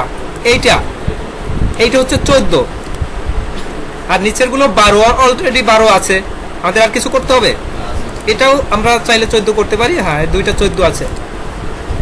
এরপরে বলা আছে নমুনা জবের মতো ওয়ার্কশিটটি তৈরি করো। নমুনার মতো তো আমরা তৈরি করে ফেলেছি, বাকি কাজটা আমাদের করতে হবে। তো এখানে কি কি যন্ত্রপাতি আমাদের প্রয়োজন হতে পারে? একটা কম্পিউটার, কিবোর্ড, মাউস, মনিটর এবং এক্সেল সফটওয়্যার, এইগুলো আমাদের প্রয়োজন এটা করার জন্য। সেটা আমাদের দিয়ে দিছে, দেখানো আছে যে রিকোয়ারমেন্ট টুলস, আমাদের এই কাজটা করতে কি কি প্রয়োজন। আমাদের সবই আছে নাকি? কোনোটা নাই এমন আছে?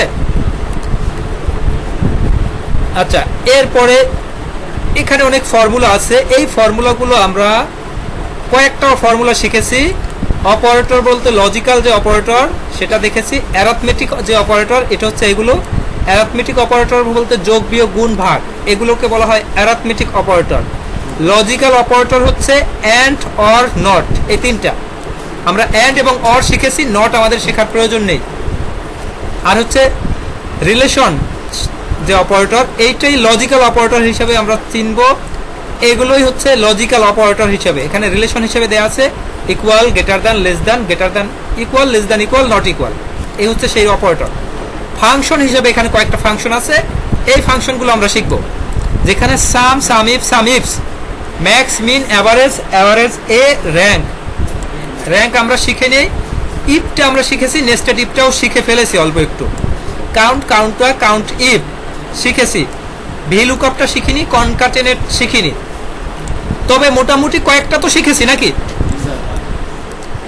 ডাটা ভ্যালিডেশনের লিস্ট ভ্যালিডেশন শিখেছি, টেক্সট লেন্থটা শিখেছি, ডেট, টাইম, কাস্টম, নাম্বার এটা শিখেছি। কাস্টমটা বাদে বাকিটা শিখেছি ডাটা ভ্যালিডেশন। তো যে কয়টাই শিখেছি কিনা ওটা আমরা বাকিটা পরে শিখবো আরো। এই হচ্ছে আমাদের শেখার বিষয়বস্তুগুলো, এবং সেই শেখার বিষয়ে একটা প্রথমে নমুনা প্র্যাকটিস এটা দেয়া আছে। নমুনা প্র্যাকটিসটা আমরা আমাদের এক্সেলে তৈরি করে ফেলেছি। আমরা এখানে ডিসকাউন্টটা, যদি ডিসকাউন্ট থাকে, যে ডিসকাউন্ট থাকতেও পারে কোনো একটা প্রোডাক্টে 10% বা 5% ডিসকাউন্ট থাকে, আমরা ধরে নিলাম 5% ডিসকাউন্ট আছে। ডিসকাউন্টটা কিভাবে দিব? 5% ডিসকাউন্ট আছে, আমরা ডিসকাউন্টটা বাদ দিব নাকি? কিভাবে বাদ দিব ডিসকাউন্ট? আমাদের নিট অ্যামাউন্টের উপর তো ডিসকাউন্টটা আসবে, তাই না? ইকুয়াল এই সেল ইনটু 5%, তাহলে কি হবে? এই সেলের 5% যে ভ্যালু হয় সেটা বের হয়ে যাবে। তো 5% ডিসকাউন্ট দিয়েছি আমি প্রত্যেকের ক্ষেত্রে, ঠিক আছে? 5% ডিসকাউন্টে এই ভ্যালুটা বের হয়ে আসে। এই হচ্ছে আমার অ্যামাউন্ট। ডিসকাউন্ট কি আমাদের বাদ যায় নাকি কম, মানে যোগ হয়? ডিসকাউন্ট, আমরা একটা প্রোডাক্ট কিনতে গেলে ডিসকাউন্টটা কমে যায় না? তাহলে কি এই নিট অ্যামাউন্ট থেকে ডিসকাউন্টটা বাদ গিয়ে যে অ্যামাউন্ট হয় এটা এখানে হবে? তাই তো? নিট অ্যামাউন্ট যেটা, এটার উপরে ট্যাক্স যেটা আছে, ট্যাক্স অনেক সময় যোগ করতে হয়। আমরা ট্যাক্স সম্পর্কে জানি কিনা একটা বোঝার চেষ্টা মানে বিষয় আছে। আমরা যে কোনো প্রোডাক্ট কিনি, প্রোডাক্ট কিনলে সেই প্রোডাক্ট কেনার পাশাপাশি সেই প্রোডাক্টের জন্য একটা ট্যাক্স দিতে হয়, এটা কি জানি কিনা? বাংলাদেশে প্রোডাক্টের উপর যে ট্যাক্সটা দিতে হয় এটাকে বলা হয় ভ্যালু অ্যাডেড ট্যাক্স, মানে ভ্যাট দিতে হয়। তো এই ভ্যাটটা আপনাকে দিতে হচ্ছে। তা আপনাকে ভ্যাট যদি দিতে হয়, কত পার্সেন্ট দিতে হবে? হয়তো সেটা 5% হতে পারে, 15% হতে পারে, 10% হতে পারে। প্রোডাক্টের উপর বেস করে এই ট্যাক্সটা হয়। তো এই ট্যাক্সটা হবে নিট অ্যামাউন্টের। আপনি যে টাকা দিবেন সেই টাকার উপরে ট্যাক্স দিবেন। তো এই টাকা, এটার কয় পার্সেন্ট হবে ট্যাক্সটা? যদি 5% ধরি তাহলে 5% দিয়ে দিব। যদি 10% ধরি 10% দিব। 15% হলে 15%। 15% আমরা দিলাম। এইটুকু আমার ট্যাক্স হিসাবে দেওয়া লাগতেছে, এইটুকু নেট অ্যামাউন্ট হিসাবে দেওয়া লাগতেছে। টোটাল আমরা বের করবো এই দুটো যোগ করে, নাকি? তাহলে এই সেল যোগ এই সেল দিয়ে দিলাম, এন্টার দিলাম। এটা এমন আসছে কেন বলতে পারবেন? এটা এই সেল রেঞ্জ, মানে সেল যেটুকু ওয়াইড যে আছে এই ওয়াইডের ভিতর ধরে না, একটু বড় করে দিলেই ঠিক হয়ে যাবে। এটা দেখে ভয় পাওয়ার কিছু নাই। অনেকে যে এরকম আসছে কেন, এটা একটু বড় করে দিলে ঠিক হয়ে যাবে, অথবা এখানে ডাবল ক্লিক করে দিলে ঠিক হয়ে যাবে। তো এই হচ্ছে আমাদের এখানের কাজ। এখানে কি আমাদের অনেক বেশি ফর্মুলা লাগছে? তো এই কাজের ক্ষেত্রে আমরা একটা জিনিস একটু দেখি। আমরা অ্যামাউন্টটা বের করেছি কিভাবে? এই সেল গুণ করে এই সেলের সাথে বের করেছি অ্যামাউন্ট, ডিসকাউন্ট বের করেছি এই সেলের সাথে গুণ করে যে কোনো পার্সেন্ট 5% এটা বের করেছি। নিট অ্যামাউন্টটা বের করেছি এই সেল মাইনাস এই সেলটা দিয়ে সেলস ট্যাক্স বের করেছি এই সেল ইন্টু 15% দিয়ে, এবং টোটালটা বের করেছি এই সেল প্লাস এই সেলটা। এইটুকু তো করেছি, তাই না? এইটুকু কাজ সম্পূর্ণটা একবারে করে, সম্পূর্ণটা সিলেক্ট করে এই যে কর্নারে প্লাস চিহ্ন দেখা যায় এটা দিয়ে নিচে টান দিলে সব একবারে হয়ে গেল। তো আমাদের কি প্রত্যেকের জন্য আলাদাভাবে করতে হয়েছে, না একটা করেছি সবগুলো হয়ে গেছে? তো এটা ছিল একেবারে বেসিক লেভেলের একটা কাজ। তো এটা আপনারা প্রত্যেকে পারবেন, এটা করতে কোনো সমস্যা নাই।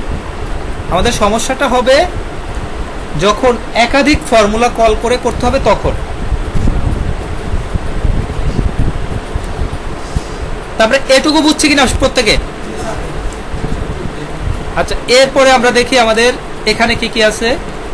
আমরা এই যে ফর্মুলাগুলো শেখার কিছু কিছু শিখেছি, দু একটা বাকি আছে, আমরা সেটা শিখে নিচ্ছি। এরপরে আমাদের হয়তো আরো কিছু থাকতে পারে। আমাদের ফর্মুলা সম্পর্কে কিছু লেখা আছে। এক্সেলের ফর্মুলা হলো এক্সপ্রেশন বা ইকুয়েশন গণনা করে, ডেটা ম্যানিপুলেট করে এবং সেলস বা অন্যান্য ফর্মুলার মানের উপর ভিত্তি করে ফলাফল তৈরি করে। সব থেকে কম যে সে সব থেকে র্যাঙ্কের সব শেষে থাকবে। তো আমরা এটুকু র্যাঙ্ক করব। আমরা এখানে র্যাঙ্ক ফর্মুলাটাকে কল মানে লিখে রাখি, র্যাঙ্ক করব এখানে। তো র্যাঙ্ক ফর্মুলা কিভাবে কল করে এটা একটু দেখি। র্যাঙ্ক লিখলেই আমাদের সিকোয়েন্সটা চলে, মানে সিনট্যাক্সটা চলে আসবে। র্যাঙ্ক লিখলাম, ব্র্যাকেট ওপেন দিলাম। র্যাঙ্ক লিখলেই প্রথমে হচ্ছে নাম্বার, র্যাঙ্ক নাম্বার মানে কোনটা র্যাঙ্ক করব, আমরা এটা র্যাঙ্ক করব, কমা দিলাম। রেফারেন্স এন্ড র্যাঙ্ক করব। র্যাঙ্ক করতে গেলে একটা তালিকা লাগবে না যে 5 জনের মধ্যে এ কততম, এমন র্যাঙ্ক কি একা একা র্যাঙ্ক হয়? আমি একাই আছি, আমার একা, আমি প্রথম, আমি সব সর্বশেষ, আমি মধ্যম, আমি সব। আমার ক্ষেত্রে কোনো র্যাঙ্ক আছে? যদি 3 জন হয় তাহলে 3 জনের মধ্যে র্যাঙ্কে কে প্রথম, কে দ্বিতীয়, কে তৃতীয়, এটা বের করার প্রয়োজন হতে পারে। কিন্তু 3 জন যদি না থাকে, একজনের ভিতর র্যাঙ্ক সম্ভব? তো এক্ষেত্রে র্যাঙ্কের ফর্মুলার প্রথম দেখাচ্ছে নাম্বার। নাম্বার বলতে কোনটা র্যাঙ্ক করব সেটা। এরপর রেফারেন্স, রেফারেন্স বা অর্ডার, এটাকে বোঝায় যে কাদের মধ্যে, কয়জনের মধ্যে, এই যে কয়জন সেই কয়জন হচ্ছে রেঞ্জ, রেঞ্জ বা রেফারেন্স। আমি শুরুতে বলেছিলাম কোনো কোনো জায়গায় রেফারেন্স হবে, কোনো কোনো জায়গায় রেঞ্জ হবে, কোনো কোনো জায়গায় লিস্ট হবে এরকম কিছু। ব্র্যাকেট ক্লোজ করে দিলে আমাদের এটা র্যাঙ্কের দিক থেকে অষ্টমতম আছে এটা বোঝা যাচ্ছে। তো এখন অষ্টম আছে না নবম আছে আমরা এটা কিভাবে বুঝবো? আমরা এখানে সিরিয়ালের দিক থেকে দেখি বা একটু হিসাব করে দেখলে বুঝতে পারি যে এটা আসলেই অষ্টম আছে। তো এখন বিষয় হলো এটার ক্ষেত্রে র্যাঙ্ক করলাম, দ্বিতীয়টার ক্ষেত্রে যদি আবার র্যাঙ্ক করি, আবার র্যাঙ্ক কল করলাম, ব্র্যাকেট ওপেন দিলাম, এটার ক্ষেত্রে কি র্যাঙ্ক উপরেরটা সিলেক্ট করবো না এইটা সিলেক্ট করবো, কমা দিয়ে এটার ক্ষেত্রে রেফারেন্স কি নিচের এইটুকু দিব না উপরেরটা সহ দিব? উপরেরটা সহ দিব, কারণ উপরেরটা ওই তালিকার একটা অংশ। ব্র্যাকেট ক্লোজ করে এন্টার দিলে এটার র্যাঙ্ক আছে ষষ্ঠ। তো আমরা ষষ্ঠ অষ্টম বুঝি না, আমরা এখান থেকে সব থেকে মার্ক বেশি কার এইটা, আমরা এটা র্যাঙ্ক করলে যদি 1 আসে তাহলেই তো বুঝে যাবো যে সঠিক আছে, তাই না? র্যাঙ্ক ব্র্যাকেট ওপেন, এই সেল কমা এইটুকু সিলেক্ট করে ব্র্যাকেট ক্লোজ এন্টার, র্যাঙ্ক 1 দেখাচ্ছে, তার মানে আমার র্যাঙ্ক ঠিক আছে। তো এখন আমি এবার একটু দেখি র্যাঙ্ক কল করব অন্যভাবে, র্যাঙ্ক ব্র্যাকেট ওপেন, এটা র্যাঙ্ক করব কমা রেঞ্জ হিসাবে এটা সিলেক্ট করলাম, ব্র্যাকেট ক্লোজ দিলাম। এবার কত দেখাবে বলতে পারবেন? একই দেখাবে, কারণ একটার ভিতরে একটা রেঞ্জ আর কি হবে, ও তো একই আছে। তো আমরা এই যে র্যাঙ্কটা করলাম একটা না, এবার একটু সবটা সিলেক্ট করে দিই, এটা বাদ দিয়ে সবটা। এবার সে দেখাচ্ছে 8। এবার যদি নিচের দিকে নিচে নিচে টানি, আমার কি অরিজিনাল র্যাঙ্ক সঠিকভাবে দেখাচ্ছে? কেন দেখায়নি? কারণ আমরা এটার জন্য সম্পূর্ণ রেফারেন্সটা ক্লিক করে সম্পূর্ণটা নিয়েছি। এটার ক্ষেত্রেও রেফারেন্সটা দেখেন নিচে চলে আসছে, উপরেরটা আসে না, উপরেরটা আসার কথা ছিল না।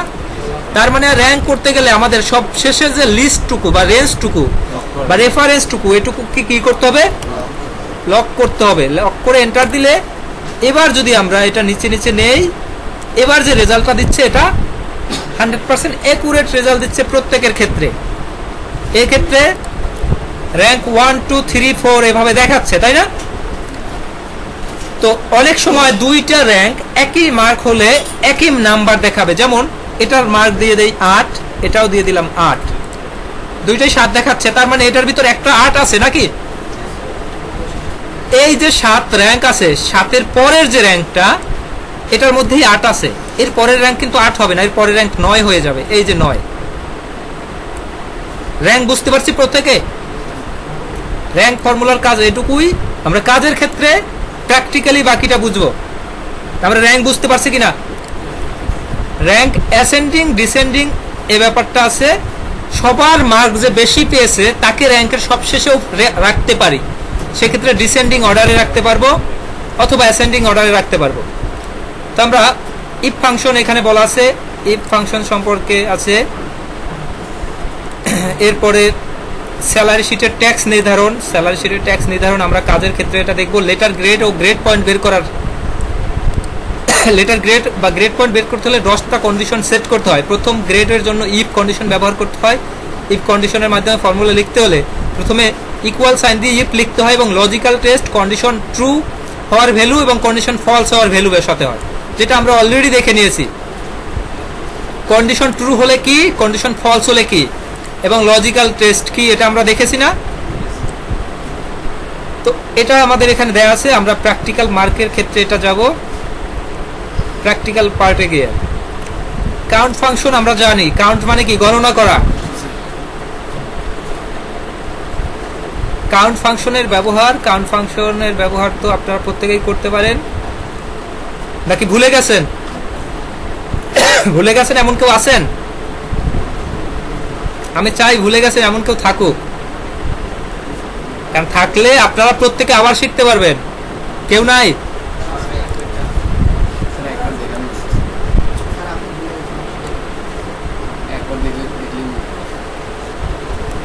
আচ্ছা, এটাই তো কারো সমস্যা নাই কোনো। তো আমরা ইফ দেখলাম, নেস্টেড ইফ দেখলাম, এবং ইফ বাদে এখানে যে কাজটা আছে এই কাজটা দেখলাম। আমরা আগামীকাল থেকে প্র্যাকটিক্যাল পার্টে চলে যাব এবং আমরা কন্ডিশনটা এবার একটু কন্ডিশনাল ফরম্যাটিংটা দেখি। এখানে যে টপ আছে, আমরা কন্ডিশন থেকে সরাসরি টপ গিয়ে টপ 10 আইটেমে গিয়ে টপ 3 সিলেক্ট করে দেই। টপ 3 ক্লিক করে 3 কে রেড কালার দিয়ে দেই। রেড ফিল দিয়ে ওকে ক্লিক করে দেই, দেখেন যে টপ 3 যে 3টা আছে সে 3টার একটা কালার হয়ে গেল। বটম 3 যদি করি তাহলে এই টপ বটমে এই যে বটম 3 আইটেম সিলেক্ট করে দিতে পারি, 5 আইটেম সিলেক্ট করে দিতে পারি। এটাকে যদি গ্রিন কালার করতে চাই গ্রিন সিলেক্ট করে ওকে ক্লিক করে দিলে বটম 3 টপ 3 চলে আসলো। এটা বটমের মধ্যে আছে, এটাকে যদি 100 করে দেই এটা কি বটম থাকবে? এটাকে 100 করে দিলে বটমে থাকবে? আর টপ মানে টপ 3 এর মধ্যে চলে আসলো, তখন বটম আরেকটা হয়ে গেল। এই যে কন্ডিশনের উপর বেস করে যে রেজাল্টটা আমাদের এই কন্ডিশনের উপরে এটা প্রয়োজন হবে। তো আমরা আজকে যেটা শিখলাম, কি কি শিখলাম আমরা একটু লিখি এখানে। এন্ড ফর্মুলা দেখলাম, অর ফর্মুলা দেখলাম, ইফ ফর্মুলা দেখলাম, এবং এই 3টা প্রপারলি দেখলাম। এর পাশাপাশি আগের যে বিষয়গুলো আছে সেগুলো আমরা দেখেছি। আমরা সব বুঝতে পারছি কিনা?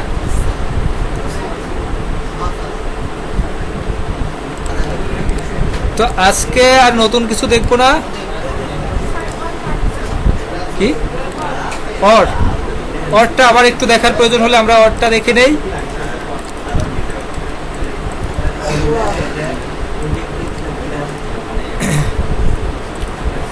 এইখানে আমাদের জানুয়ারি টার্গেট, ফেব্রুয়ারি টার্গেট, মার্চের টার্গেট দেওয়া আছে এবং জানুয়ারি 75%, ফেব্রুয়ারি 80%, মার্চের 60%, 3টা মান দেওয়া আছে।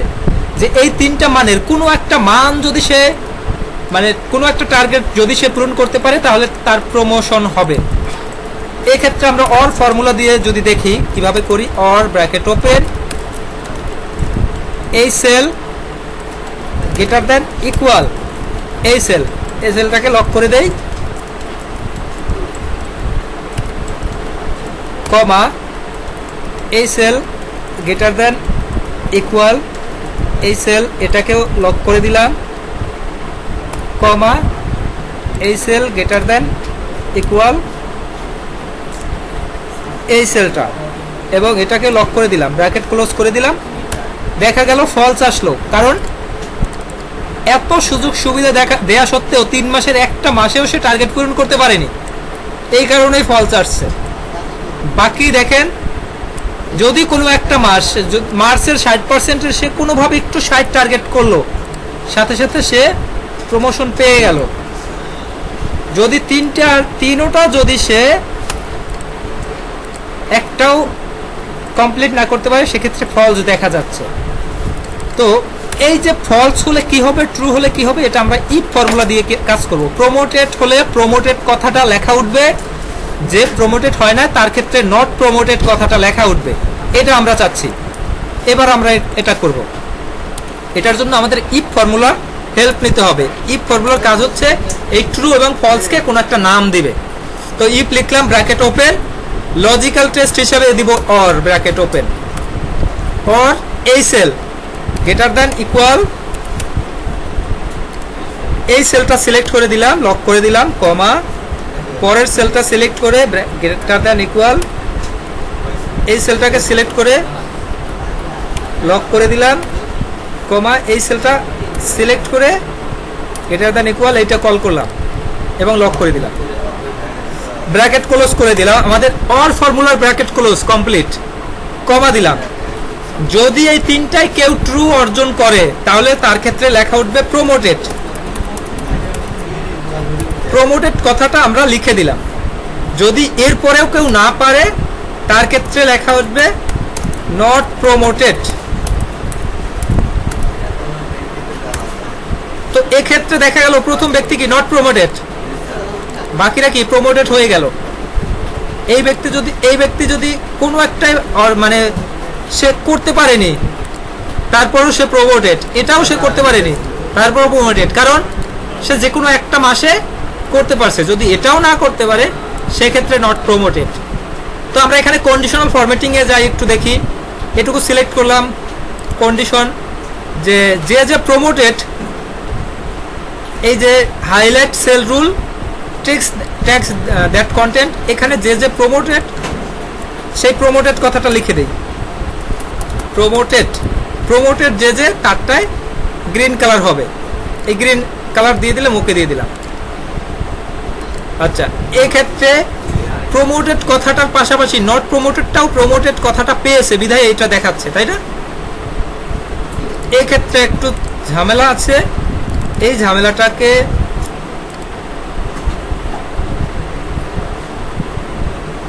বিগিনিং উইথ এটা সিলেক্ট করে দিতে হবে। তো যাই হোক, আমরা এটা আরো অ্যাডভান্স শিখবো পরবর্তীতে। প্রমোটেডকে যদি আমরা হাইলাইট করি, নট প্রমোটেড, এটাও তো প্রমোটেড লেখাটা আছে, এজন্য এটাকেও হাইলাইট করে দিচ্ছে। এজন্য আমরা বিগিনিং মানে শুরুতে প্রমোটেড যেটা সেটাকেই শুধু দেখবে, এজন্য এইভাবে কল করে দিলাম। এটা অ্যাডভান্স আরো অনেক কিছু দেখবো পরবর্তীতে। তো আমরা এটুকু বুঝছি কিনা প্রত্যেকে? আচ্ছা, আজকে তাহলে আর না যাই, এই যেটুকু দেখেছেন এইটুকু আপনারা এই এন্ড ইফ অর আমি ভিডিও প্রয়োজনে দিয়ে দিচ্ছি আজকেই। ভিডিও দেখে আপনারা আর একবার একটু দেখে নেবেন, এরপরে কালকে এসে প্রথমে আধা ঘন্টা বা প্রথমে 15 মিনিট প্র্যাকটিস করবেন, তারপরে বাকি অংশে যাব। ঠিক আছে? রাতে ভিডিও দেখ